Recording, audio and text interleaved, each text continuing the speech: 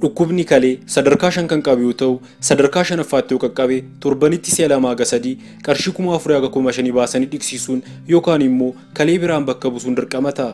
Kana gochuuf immoo qarshii miiliyoonaan lakkaa'amuu fi nama kalee isaanuuf arjoomu argachuun dirqamadha.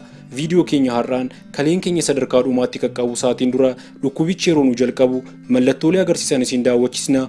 Namoonni chaanaalii keenyaaf haaraa taatan chaanaalii keenya subscribe gochuun akkasumas mallattoo bilbilaa sana tuquun hamma dhumaatti nu waliin turaan affeerraa keenya.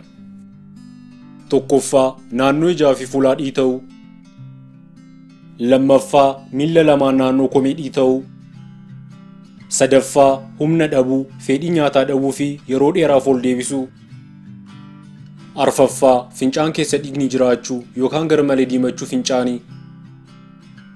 Shanaffaa hagi fincaanii kan duraan irraa baay'achuu kan xiqqaachuu. Ja'affaa hirriba rafuu dhabuu. Torbaffaa gogaan of yeroo mara gogaa ta'uu fi oksisuu.